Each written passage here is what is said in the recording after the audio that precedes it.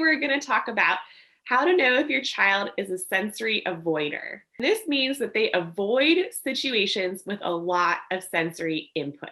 Now, that could really be any kid, right? What we're looking for as to whether it's actually a problem is intensity and duration. So we're thinking about, is this happening over and over and over again in similar situations, not just sort of a one-off or occasionally? Does it cause such an intense reaction, a fight or flight type of reaction, such that your child can no longer function in what they were trying to do? So we're going to talk to you about some of those possible situations to look out for with your child to see if they might possibly need an occupational therapy evaluation. So the first one is auditory input.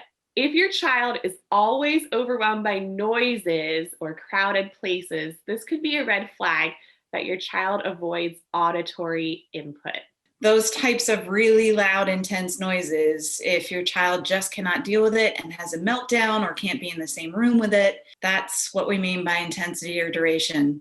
Fire drills are another big one. Loud cars outside are another big one. Those are really common situations that we see sensory avoiders who avoid auditory input tend to have a really tough time with those situations. So the next one is tactile input. So this could be if your child avoids messy play or refuses to wear certain types of clothes. If you have a child that is having an issue and over again with seams on socks or tags on underwear or long sleeves, those are some red flags that maybe they are having some sensory tactile avoiding behaviors. So another one is avoiding oral sensory input.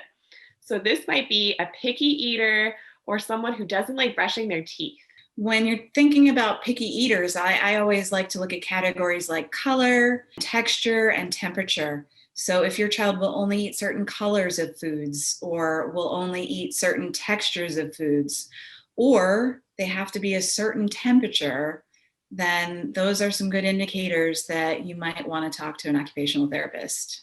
The next one is visual input. So this is if your child avoids visual input such as bright lights, lots of clutter, or fast-paced, brightly colored TV shows.